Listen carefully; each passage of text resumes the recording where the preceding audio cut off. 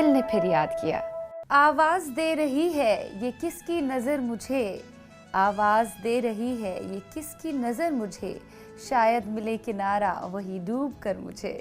बहुत खूब कहा शायर कमर जलालाबादी ने, जो न सिर्फ महज शायर रहे बल्कि हिंदुस्तानी सिनेमा में उन्होंने कई दशकों तक, कई सालों तक अपनी जो कलमकारी है उसका परचम लहराया। बहुत ही खूब गीत उन्होंने लिखे, बहुत ही बेहतरीन शायरी उन्होंने की है।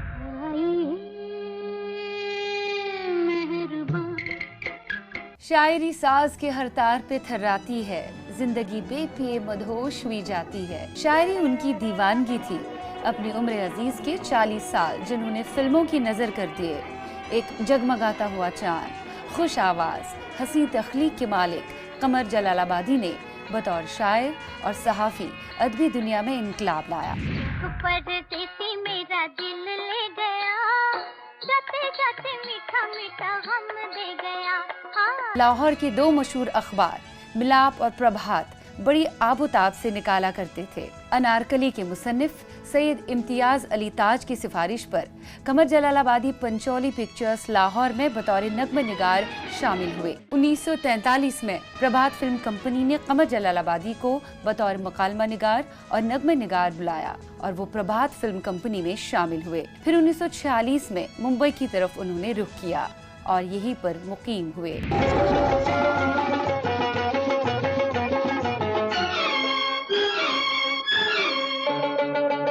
हम कमर जलालाबादी की चहेती बेटी के घर आए हैं और उनके बारे में ढेर सारी बातें इन्हीं से जानेंगे। हम आपका तारुफ देंगे उनकी चहेती बेटी सुहासिनी। कैसे मिजाज है आपके? Thank you. How are you? आपका वेरी गुड, वेरी वेल। आपको देखकर ही मुझे वो उनका अक्स सामने आता है, जैसे लग रहा है उनकी का चेहरा आपके सामने है, उनकी इमेज आपके सामने है। ऐसा लग रहा है कि कमर जलालाबादी साहब का ही चेहरा सामने है। कमर जलालाबादी साहब पर हम बहुत सारी बातें तो करने ही वाले हैं। सबसे पहले ये बात ज़रूर हम करना चाहेंगे कि कमर साहब जो थे, कमर का मतलब चांद, ये नाम उनका खुद का नहीं था, ना कि उन्होंने, उनके वालिदैन ने उन्हें ये दिया था। ये नाम उन्हें किसी और ने दिया था जो उनके बहुत ख़ास थे। उनकी सरपरस्ती में रह कर उन्होंने काफ़ी कुछ सीखा था। That's true? Yeah, that is true. Yeah. His real name is Om Prakash Bhandari and he was born in a Hindu family. लेकिन he studied in Urdu. Urdu medium में पढ़े हैं। वो सिर्फ उर्दू ही जानते थे, वो इंग्लिश तक नहीं जानते थे, हिंदी भी नहीं जानते थे। इंग्लिश भी उन्होंने बाद में अपने आप को सिखाई और फिर इंग्लिश में फ्लुएंट हुए। लेकिन बेसिकली वो उनकी ज़बान उर्दू ही थी और लिखते थे और वो बचपन से ही शायरी लिखते थे। उन्होंने महज 7 साल की उम्र में शायरी करना शुरू किया था। 7 साल की उम्र में तो गज़ल लिखी थी उन्होंने।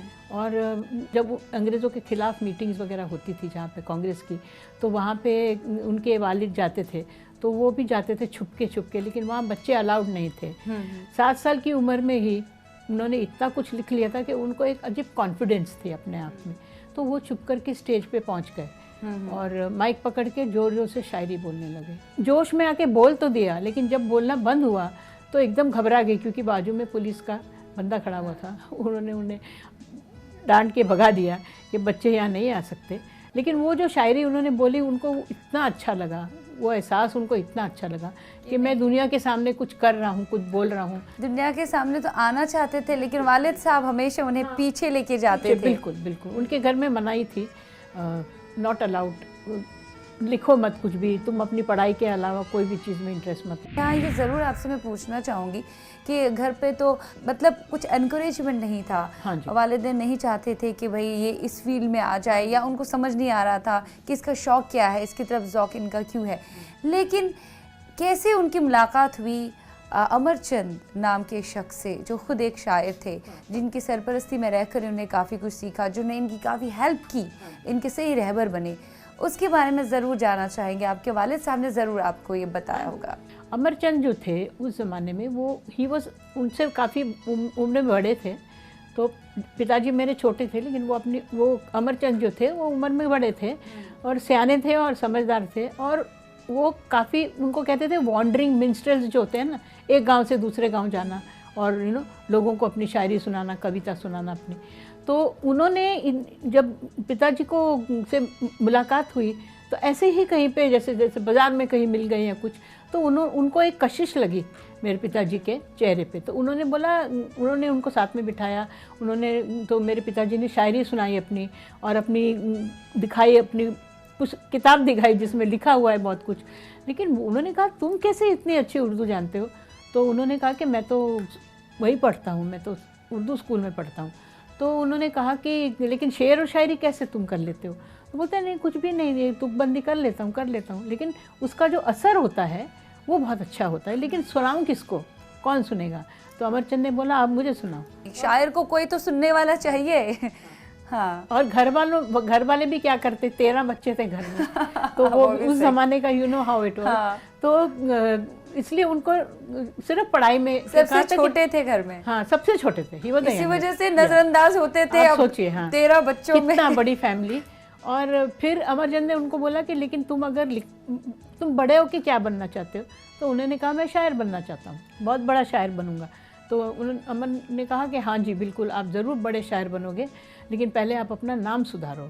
तो कहा क्या नाम रखूँ? बोला कमर।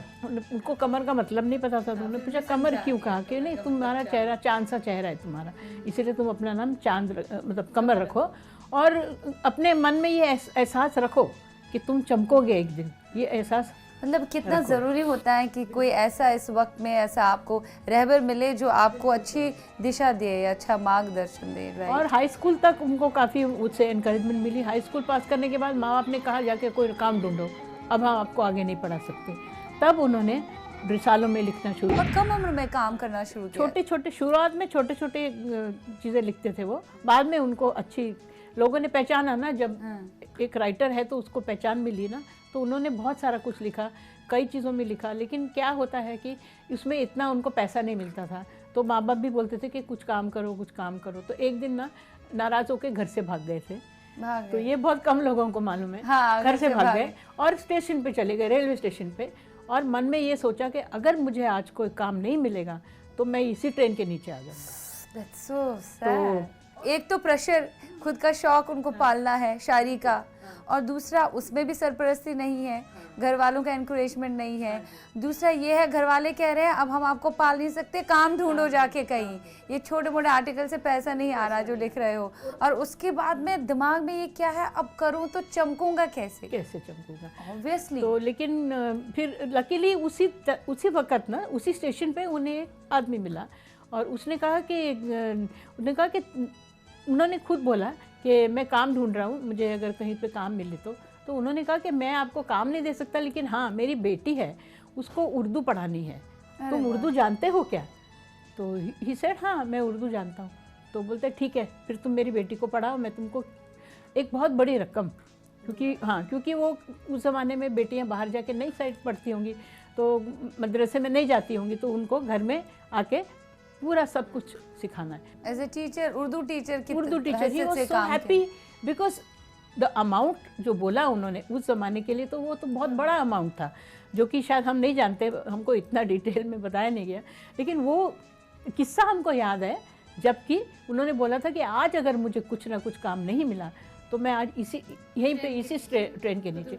और ये सोच के हमारे रोंगटे खड़े होते थे कि पापा आप ऐसे कैसे ऐसे सोच कैसे सकते हो, बिकॉज पापा ने आपको, आप बड़ी फैमिली थे, तो आपको सुनाए होंगे ये किस्से, तब आपको अजीब सा लगा होगा। बहुत अजीब लगा।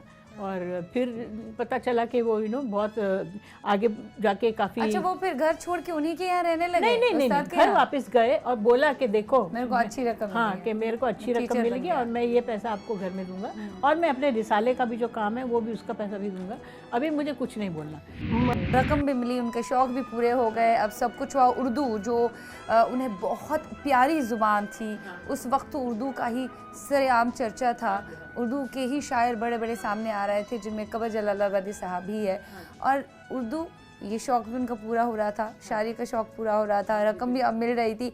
अब दिमाग में सोचा कि मुझे आगे बढ़ना है, फिल्मों में लिखना है। फिर पुणे की तरफ रुख कैसे किया उन्होंने? वो ऐसा हुआ कि फिल्में बहुत देखते थे, छुप छुप के फिल्में देखते थे, तो उससे उनको कुछ ऐसा लगा कि मैं भी ये सब काम कर सकता हूँ, मैं क्यों पीछे हटा रहा हूँ। उन्होंने सोचा कुछ ना कुछ तो करूँगा, तो अपने आप ही अपनी मर्ज़ी से फिर से, जैसे कहते हैं ना, एक बार फिर से घर छोड़ दिया और मेरा घर चल छोड़ने पड़े। बचपन बहुत से आदत। शौक। उस जमाने में शायद कभी सबको था। आपने हाँ। कभी आपने पूछा अपने वालिद हाँ। साहब कि घर छोड़ने की नहीं, नहीं, हमने बीमारी नहीं कैसे पूछा, आ हमने गई? नहीं पूछा। और फिर वो गए पुणे। पुणे में रहे, ऐसा नहीं कि काम इमीडिएटली मिल गया, काफ़ी टाइम लगा। और सबसे पहले फिर उनको ज़मींदार में लिखने की चांस मिली। That was उनकी प्रभात पहली पिक्चर्स, फिल्म, या प्रभात पिक्चर्स डेब्यू में। फिल्म। हाँ, और शमशाद बेगम ने उसमें गाना हाँ गाया जी, था हाँ जो जी, काफी बिल्कुल। हिट हुआ था। Yes yes yes, all the songs he had written. Yes, Qamar Jalalabadi की डॉटर सुहासिनी के साथ बहुत मजा आ रहा है। विल बी सीइंग यू इस ब्रेक के पार, स्टे ट्यून्ड।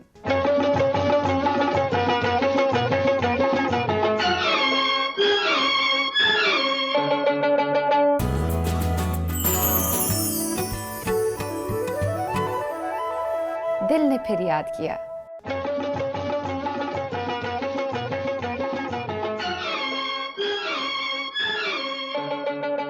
ब्रेक के बाद आप सभी का तहे दिल से खैर मकदम है आप ही के चाहिए थे प्रोग्राम में। सबसे बड़ी हिट उनकी जो रही, जिसकी वजह से उन्हें रिकॉग्निशन मिला, एक स्टारडम कहते हैं ना, किसी स्टार को मिला, तो उनका जो स्टारडम था as a lyrics writer, lyricist, as a नगमा निगार, वो उनका रहा फिल्म हावड़ा ब्रिज। आइए मेहरबान, आइए मेहरबान, बहुत ही ब्यूटीफुल। और आशा जी भी छा गई उसे गाने से। शमशाद बेगम है, नूर जहाँ है, या उसके बाद गीता दत्त है, सुरैया है, इन सब के साथ उनका कोलैबोरेशन बहुत अच्छा रहा। मैक्सिमम गाने सुरैया ने हाँ जी, इनके बिल्कुल गाए सही, हैं, इनके बिल्कुल लिखे हुए सही, गाए। बिल्कुल सही है। इक्वेशन के बारे में जानना चाहेंगे, सुरैया एंड कमर जलालाबादी। अच्छा, इनका मेरे डैडी ना शर्मीले थे, बहुत शर्मीले थे, तो वो इन लोग से ज़्यादा बात नहीं करते थे, इन लोगों से। और घर में आके हमेशा मम्मी से पूछते थे कि वो ऐसा बोलती हैं तो मैं क्या बोलूँ, कैसे बात करूँ इन लोगों से। बिकॉज एक अलग सी तहजीब जैसे होती है ना, तो अभी जो को आर्टिस्ट है या कोई आपका गीत गा रहा है तो वो तो आपके साथ बात करेगा ही ना। तो इतना था कि वो अपने म्यूज़िक कंपोज़र को समझा देते थे, लेकिन सिंगर से ज़्यादा रूबरू नहीं होते थे। तो ये कई बार हमको ये किस्से सुनने को मिले हैं कि कई बार लोगों ने बोला भी है कि कम्युनिकेशन नहीं करते, शर्मीले हैं, जो कि कुछ हम नहीं समझे कैसे, मतलब ऐसा हो सकता है। क्योंकि एक बॉलीवुड में, एक इंडस्ट्री में आप काम करोगे तो वहाँ पे अगर आप शर्मीले रहो तो मतलब अपनी बात कैसे कह पाते थे? नहीं, उनको इतना था कि मैंने म्यूजिक डायरेक्टर को सब कुछ बता दिया ना, मैंने तो मेरा काम खत्म हो गया। काम खत्म हो गया। सिंगर को क्या समझाऊं? सिंगर अपने आप गाएगा। सिंगर तो वैसे भी सिंगर्स कुछ पूछते नहीं थे, सिंगर्स तो गाते थे अपने टाइम पे, जैसे भी है। आजकल it's a different trend because हर चीज़ बदल चुकी है, तो ज़्यादा कम्युनिकेशन भी होता है, ज़्यादा मीटिंग भी होती है। Only thing is he was shy, थोड़े शाय थे, introvert kind of a person, introvert and shy, and not interested parties वगैरह में भी नहीं जाना। तो थोड़ा सा ज़रा घरेलू लाइफ में खुश, अपने घर में खुश, अपना काम किया और सीधा घर आए। कितना ज़्यादा सोशलाइज नहीं करते थे वो। तो लेकिन अपना काम पूरा अपना ईमानदारी से पूरा कंप्लीट करना। तो दूसरी बात यहाँ, जैसे आपने कि सोशलाइज इतना ज़्यादा नहीं करते थे, लेकिन ये भी हमने सुना है कि उनका रिलेशनशिप अपने दोस्तों के साथ बहुत बेहतर था। हाँ, और भले ही पार्टीज में नहीं जाते थे, जो भी म्यूजिक डायरेक्टर्स है सबके पास जाना और सबको खुश करना और मिलना जुलना, घंटों बैठे रहना, तो मतलब वो भी तो बहुत बड़ी बात है जो उनमें थी। खास तौर से ओपी नैयर साहब, कल्याण जी आनंद जी वगैरह जैसे लोगों के साथ, नौशाद साहब और बहुत अमीन सयानी जी के अभी तक याद करते हैं। भाई साहब के साथ भी इनका गहरे ताल्लुकात थे। जब भी पाकिस्तान से आते थे तो डैडी से ज़रूर मिलते थे, उनके साथ तस्वीरें खींची हुई हैं मेरे पास है वो। तो ऐसा है कि उनका ये था कि 1-to-1 इक्वेशन चाहिए। उनको ये नहीं था कि बहुत सारे लोग इकट्ठे हो जाएं, उनको ऐसा नहीं था। उनको ये था कि मैं हर किसी के साथ एक अच्छा रिलेशन रखूं, but that person should know me as an individual. ये नहीं कि भी पार्टी में शामिल हो गए, खा लिया पी लिया, सब घर गए, तो भूल जाते हैं। लेकिन कुछ उनका नेचर ऐसा ही था। और अभी दूसरी जनरेशन जो आई है, तो जैसे जावेद भाई हैं, जावेद शकील हैं और राजू नौशाद हैं, तो इन सब से मैं मिली हूँ, तो सबने मुझे यही बताया कि उनके वालिद ने जो कहा है कि मेरे डैडी घर पे आके मिलने में ज़्यादा वो इंटरेस्टेड थे और आपस में बातचीत करना और फिर घंटों बातें करना, क्योंकि सिर्फ गीत और शायरी नहीं, वो फिलॉसफी में भी बहुत बिलीव करते थे। उनकी शायरी में दिखता है वो ज़िंदगी की फ़िलॉसफी और ज़िंदगी का तजुर्बा जो उन्होंने किया है, उसको उन्होंने मतलब कलम उठा के कागज़ पे उतारा है, इसलिए इतनी बढ़िया शायरी कमर साहब ने की है। ये न सिर्फ गानों की बात है, रोमांटिसिज्म उनके गानों में खूब छलकता है। हाँ जी, रोमांटिसिज्म की तरफ उनका ध्यान कैसे केंद्रित हुआ था, ये पहले से ही था कि बाद में? हाँ, एक्चुअली शुरू में उन्होंने जो पिक्चरें लिखी हैं वो थी बड़ी बहन, प्यार की जीत। Before all this Howrah bridge was a super hit, but उससे पहले उन्होंने बहुत सारा काम किया था। Chand was a very big hit. Husan Lal Bhagat Ram के साथ उनका बहुत ही अच्छा रिलेशन था, बहुत ही अच्छा। भगत राम जी तो जैसे सगे भाई होते हैं, इतना उनको आपस में प्यार था।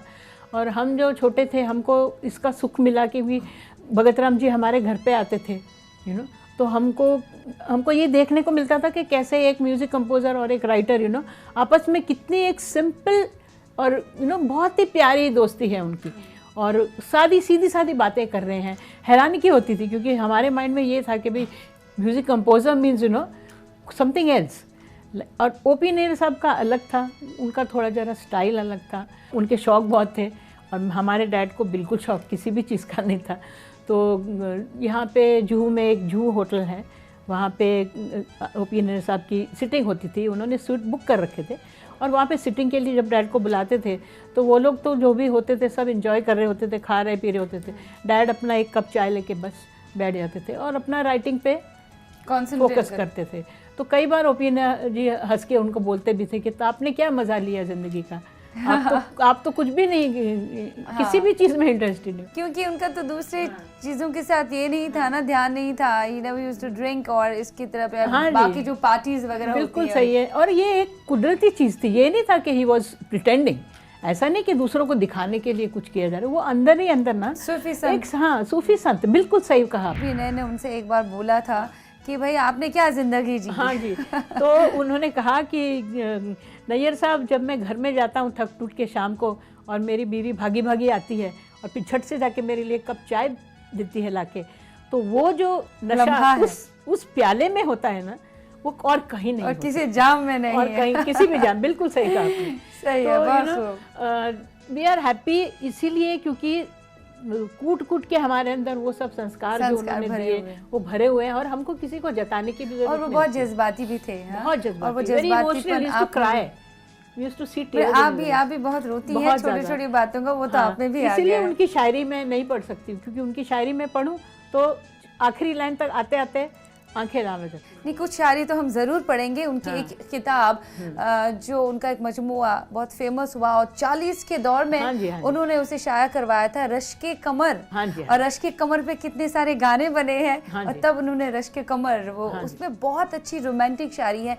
मैं ज़रूर कोशिश करूँगी कि इस ब्रेक के पार हम मिलेंगे और उनकी शायरी ज़रूर पढ़ेंगे। हम आपको रुलाएंगे बिल्कुल नहीं, जज्बाती नहीं बनाएंगे, बल्कि थोड़ा सा रोमांटिसिज्म जो उन्होंने शायरी में डाला है वो उजागर करेंगे। विल बी सीइंग यू इस ब्रेक के पार। Stay tuned.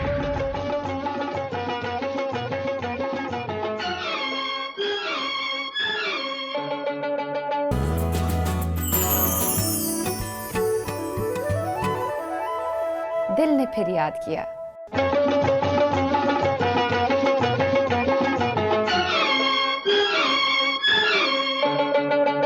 तेरी निगाह तेरी दिल बरी ने याद किया, ज़हे नसीब मुझे ज़िंदगी ने याद किया। कमर जलालाबादी साहब का ये शेर बहुत ही रोमांटिक शेर है, और इनका ये शेर जो है उनके मजमुए से ही हमने निकाला हुआ है, आपके सामने लाया हुआ है, जो मेरे पास इस वक्त है। रश्के कमर, जो उन्होंने 40 के दशक में लिखा था, 40 के दौर में, और अभी भी आपके पास है। मुझे बहुत खुशी हो रही है कि उनका ये मजमुआ हमारे सामने है, शेरी मजमुआ। बहुत ही बढ़िया अशार इसमें है। और हम ब्रेक के बाद हाजिर हुए हैं। जैसे कि ब्रेक में जाने से पहले मैंने आपसे कहा था कि अशार हम ज़रूर पढ़ेंगे। और सुहासिनी जी, हमें आपको रुलाने का बिल्कुल ये नहीं है। ये उर्दू में लिखी हुई है, और इसलिए उर्दू से थोड़ा वाकफियत तो हम रखते हैं, लेकिन अगर हम आपके हाथ में दें तो शायद आप ये नहीं पढ़ पाएंगे।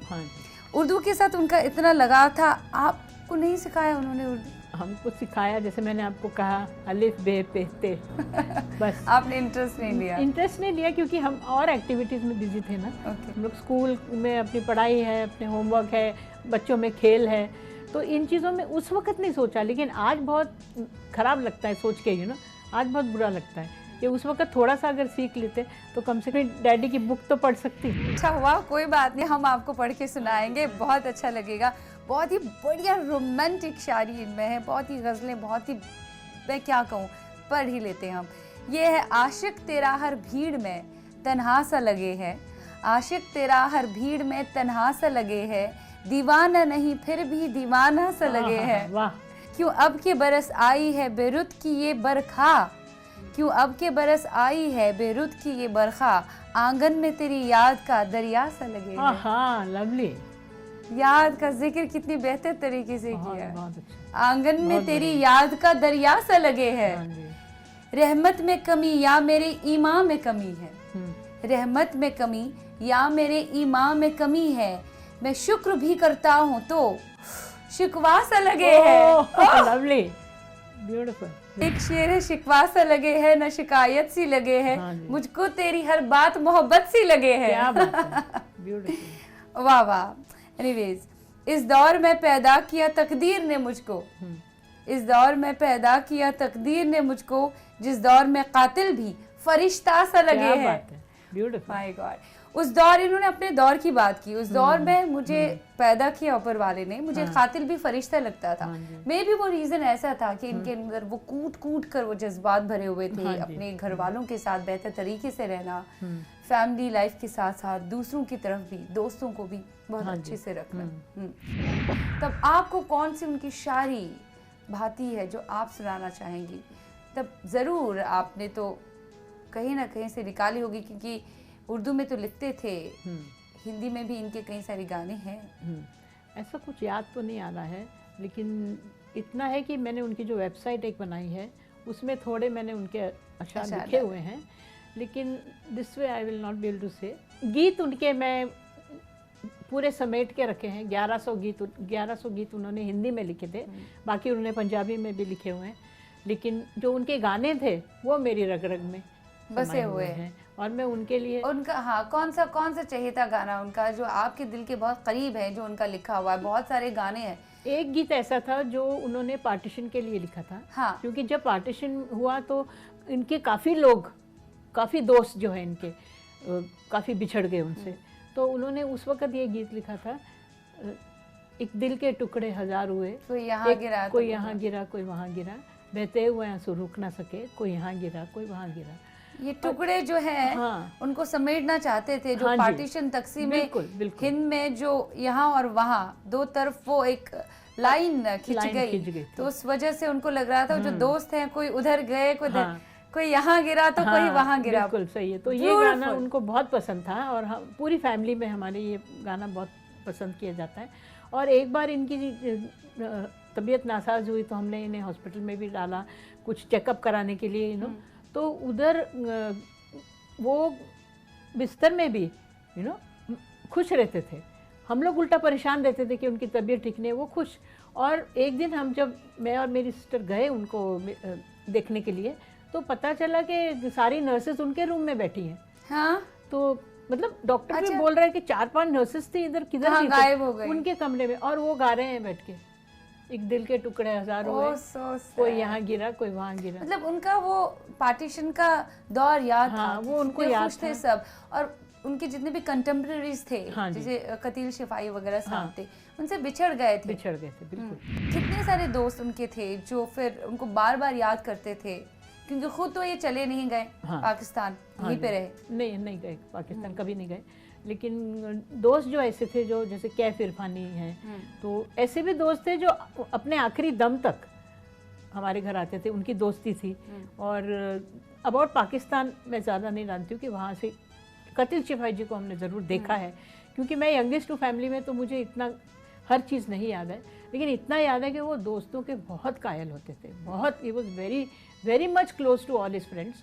लेकिन जैसे मैंने आपको कहा कि एक 1-to-1 इक्वेशन उनको ज़्यादा अच्छी लगती थी, यहाँ की भीड़ हो, वो नहीं चाहिए उनको, भीड़ में इतना इंटरेस्ट नहीं था। लेकिन हमारे घर में मुशायरे होते थे, 50-50 लोग आते थे, और मुशायरों में सबसे ज़्यादा बहुत चहीते शायर अगर रहे हैं वो कमर जलालाबादी रहे, हर एक मुशायरे का बहुत अहम हिस्सा रहते थे कमर जलालाबादी साहब, क्योंकि इनकी शायरी इतनी अजीम है। ये तो हमने एक रोमांटिक सा इनकी गजल कह दी, और भी कई सारे, माय गॉड मैं क्या कहूँ, मुझे तो लगता है कि पूरी किताब अगर मैं पढूं तो पूरा प्रोग्राम खत्म हो जाएगा। एक और, जो तुमसे प्यार किया जिंदगी से भूल हुई, जो तुमसे प्यार किया जिंदगी से भूल हुई, तुम्हारा दोष नहीं है हम ही से भूल हुई। कमाल का है। उसी ने सर पे चढ़ाया है हुस्न वालों को, उसी ने सर पे चढ़ाया है हुस्न वालों को, चलो जी मान लिया आशिकी से भूल हुई। मतलब आशिकी सर पे चढ़ाती है हुस्न वालों को। So nice. है क्या सुरूर का आलम शबाब का आलम, है क्या सुरूर का आलम शबाब का आलम, ये वो फिजा है जहां हर किसी से भूल हुई। बिल्कुल सही है। तुम्हारे सामने इजहार इश्क कर बैठा, तुम्हारे सामने इजहार इश्क कर बैठा, मेरा कसूर नहीं चांदनी से भूल हुई। मेरी खताओं में शामिल तेरी खता भी है, मेरी खताओं में शामिल तेरी खता भी है, किसी ने भूल कराई किसी से भूल हुई। क्या बात। आपके पास भी कुछ उनके चहीते अशार है, वो ज़रूर आपसे हम सुनेंगे, लेकिन यहाँ ये बात भी कहें, हम आपसे जानना चाहेंगे कि हमने सुना है कि अपने फैंस को वो हमेशा मतलब सर पे बिठा के रखते थे। कहते हैं ना सर पे बिठाना किसी को, एक एक बात का बहुत बेहतर तरीके से जवाब देना उन्हें बखूबी आता था। किस एतबार से वो जवाब देते थे उनके ख़तों का? मुझे जहाँ तक याद है उस ज़माने में पोस्ट कार्ड पे आते थे फ़ैन मेल ज़्यादातर, और एक फ़ोटो मांगते थे कि भाई आप ऑटोग्राफ फ़ोटो दे दो। तो डैडी ने बहुत सारी फ़ोटोज़ तो निकाल के रखी थी। कई जो पोस्ट कार्ड थे वो दूसरी लैंग्वेज में भी होते थे। हमको मद्रास से बहुत चिट्ठियाँ आती थी, तो वो तमिल तेलुगु कुछ लिखा होता था, वो हम पढ़ भी नहीं सकते थे, लेकिन जवाब उनको भी मिलता था क्योंकि एड्रेस इंग्लिश में होता था लकीली। तो हर चिट्ठी का एक तो वो अपने फैंस को पंखे बोलते थे, मेरे पंखे की चिट्ठी आई है, और ऊपर पंखे से कभी पूछा आपने हमसे पंखे क्यों बोलते हैं? हमको हम हंसते थे, हमको मजा आता था फैन को पंखे बोल रहे हैं। It's a good thing, no, it's laughing matter, we are laughing, but as children, you know, I and my sister, we were always, you know, we had to give some time for that only, कि भाई वो envelope खरीद के लाएंगे, फिर अपनी photo डालेंगे उसमें, फिर हम उसमें से 4 लाइनें लिख के दें, because reply is to give in English only, you know, and he had a very childish handwriting. तो वो अगर 4 लाइनें लिखेंगे तो पूरा पोस्ट कार्ड ख़त्म हो जाए। तो अगर वो, इसलिए हम जब कागज़ पे लिखते थे तो उनकी तरफ से हम भी कई बार ना, जैसे मैंने लिख दिया उनके बदले में और साइन उन्होंने किया, तो उनका इतना बड़ा साइन होता था। But each and every letter जो हमारे घर आया है उसे जवाब मिला है। क्या बात। और जैसे आप बोलोगे भी किसी ने 50 पैसे खर्चे पोस्ट कार्ड के ऊपर, और इनका क्या था कि भाई ये पूरा एनवेलप खरीदेंगे, उसमें चिट्ठी डालेंगे, उसमें फोटोग्राफ डालेंगे। So he used to give his heart away, you know, literally दिल उठा के जैसे ना दे देते थे। और इसीलिए इनका पता नहीं कहाँ से चिट्ठियाँ आती थी, कहाँ से इनको लेटर आते थे। और that was a very important part of his life, you know, up to the 80s he was very active in the film industry. 80s के बाद थोड़ा जरा शांत हो गए थे, थोड़ा कम ही काम किया है। और लेकिन जितना भी काम किया है बहुत अच्छा काम किया है, और सच चढ़ के बोला है। जितने भी नगमे हमारे सामने आए, मंजर आम आए, उन नगमों में खासियत तो ये थी, रोमांटिसिज्म था ही था, साथ ही साथ सामाजिक मुद्दों को भी उजागर करने की कोशिश की। हर दौर देखा, पार्टीशन के वक्त का दौर देखा, उसके बाद गोल्डन एरा देखा, गोल्डन एरा के बाद एक और जब परिवर्तन हिंदुस्तानी सिनेमा में आया, नगमे निगारों के हवाले से या फिर म्यूजिक डायरेक्टर्स चेंज हुए, तो उन्होंने उनके साथ भी काम किया और अपने आप को उसी रूप में ढाला। जैसे आप सोचिए, शुरुआत से हुस्न लाल भगत राम, उसके बाद आगे आगे जाके दिन कल्याण जी आनंद जी के साथ, देन लक्ष्मीकांत प्यारेलाल साहब के साथ, टोनी कोमी, यस, जबरदस्त फेज उन्होंने अपनी लाइफ का देखा। कभी आपने उनसे पूछा कभी कि उनको खुद का कौन सा दौर सबसे ज्यादा पसंद था? Black and white, he used to say that was the best era. Black and white film जब तक थी तब तक एक रोमांटिसिज्म थी, एक, यू नो, एक मजा था, एक कुछ था लाइफ में देखने के लिए। जहाँ पे ये कलर फिल्म्स आई, थोड़ा कुछ दौर बदला और थोड़ा सा ये जो रॉक जैज ये वो सब स्टार्ट हो गया, और कुछ ऐसे गीत भी हैं जो थोड़े से ज़रा ज़रूरत से ज़्यादा मन चले हैं। तो उस दौर में जैसे 80s में आके ना थोड़ा उनका मन थोड़ा उदास हो गया था, तो ही सेड कि वो अभी चला गया, जो जिस चीज़ के लिए, हाँ, जिस चीज़ के लिए हम लोग ने इतनी जद्दोजहद की, जितनी अपनी मेहनत की, जितना हमने पढ़ा, जितना हमने कोशिश की, वो दौर निकल गया, अभी हम उसकी सिर्फ याद ही रख सकते हैं, उसकी याद में ही हम जी सकते हैं। अभी आगे जो होगा वो मैं तो नहीं लिख सकता, चोली के पीछे और ये सब गाने, इस तरह के गाने मैं नहीं लिख सकता, लटके झटके वाले गाने मैं नहीं लिख सकता, मैंने कभी औरत को उस नज़र से देखा ही नहीं। So that is why lot of people think he was a misfit in the film industry, because उनमें बॉलीवुड जैसा कुछ भी नहीं था। तो कैसा जैसे ना रास्ता भटक गया, कोई साधु संत है, हाँ। साधु संत है, कोई अपनी कमंडल लेके गलती से कहीं पे चला गया। नहीं, गलती से नहीं हाँ। आना था, ये उनकी किस्मत में लिखा था, और हिंदुस्तानी सिनेमा को इतने अजीम शख्सियत की जरूरत थी उस दौर में, इतने अजीम नगमे, इतनी अजीम शायरी, इनफैक्ट मुशायरा तो लूट लिया करते थे। मुझे बहुत ही अच्छा लगा आपसे बात करते हुए, और ये रश्के कमर का एक आप सुनना चाहेंगे? क्योंकि जरूर, जरूर, जरूर। क्योंकि आप तो ये नहीं पढ़ पाएंगी, उर्दू है। आई होप कि मैं आपको ज्यादा जज्बाती ना करूं। हाँ? आजकल के दौर हाजिर को मद्देनजर रखते हुए उन्होंने कुछ लिखा है। लोग कहते हैं कि तहजीब जवां है यारो, लोग कहते हैं कि तहजीब जवां है यारो, कोई समझाए कि तहजीब कहाँ है यारो। हाँ, बिल्कुल सही। वो आया होते हुए भी तो नहा है यारो, क्या यकीन है कि यकीन पर भी गुमा है यारो। जो यहाँ होगा फकत उसकी रजा से होगा, जो यहाँ होगा फकत उसकी रजा से होगा, ये जहाँ अपना नहीं उसका जहाँ है यारो। क्या बात है। ये वो सूफी काइंड ऑफ ए टच दिया है उन्होंने। सारी दुनिया में उसे ढूंढ के घर लौटे हैं, सारी दुनिया में उसे ढूंढ के घर लौटे हैं, और आंगन ही में वो जलवा कना है यारो। क्या बात है। जिंदगी उसकी वफा, मौत जफा है उसकी, जो मसीहा है वही दुश्मने जा है यारो। क्या बात है। बहुत ही अच्छा। फेंका दरिया में जो कंकर तो बड़ा शोर हुआ, फेंका दरिया में जो कंकर तो बड़ा शोर हुआ, दिल की गहराई में आवाज कहाँ है यारो। क्या बात, लवली। बहुत ही खूब। एक ठोकर लगी क्या जानिए क्या टूट गया, जिंदगी कर्ज के शीशों की दुकान है यारो। क्या बात है। बहुत ही खूब है, बहुत ही खूब। मैं उम्मीद करती हूँ कि आपको बहुत अच्छा लगा होगा। बहुत अच्छा कुछ हमने आपके लिए किया, उनकी शायरी आपके लिए पढ़ी। बहुत बड़ा। अब तो आप सीखिए उर्दू, अब आप सीखिए। अब वाले बेतैसे से तो आगे बढ़िए, जो पापा चाहते थे वो सीख इंसान कभी भी सकता है। हाँ जी, हाँ। मे बी आप और अटैच हो जाएंगे अपने पापा हाँ से। जी, बहुत अच्छा लगा। तो जाते जाते क्या कहना चाहेंगे, 2-3 वर्ड्स में चाहेंगे अपने वालिद साहब को डिस्क्राइब करें तो कैसे कहेंगे? परफेक्ट साधु सन्यासी, प्लस दुनियादारी की पूरी उनको समझ थी, और इतना है कि हम कह सकते हैं कि उन्होंने कभी अपनी ज़िंदगी में कोई भी गुनाह नहीं किया, कोई गलत काम नहीं किया, और वही अपने बच्चों को सिखा के गए, वही हम लोग में कूट कूट के भरा है। और आई एम वेरी लकी, मेरे हिसाब से one of the luckiest people in the world कि I had such a father. क्या बात है। Thank you. चांद से फादर थे कमर जलालाबादी साहब। उम्मीद करती हूँ आपको आज का प्रोग्राम बेहद पसंद आ गया होगा। आपका बहुत बहुत शुक्रिया, बहुत बहुत शुक्रिया। उम्मीद करती हूँ आपको आज का प्रोग्राम बेहद पसंद आ गया होगा। लिखिएगा ज़रूर shiva.lateef@nw18.com पर। फिलहाल आज के प्रोग्राम में इतना ही, लेकिन अगले प्रोग्राम में एक और शख्सियत के साथ आपको रूबरू करवाएंगे, साथ ही साथ आपके बीते लम्हों में लेके जाएंगे और बीती दास्तान आप तक पहुँचाएंगे। टिल देन अपना ध्यान रखिएगा, ख्याल रखिएगा। खुदा हाफिज। सुनाओ।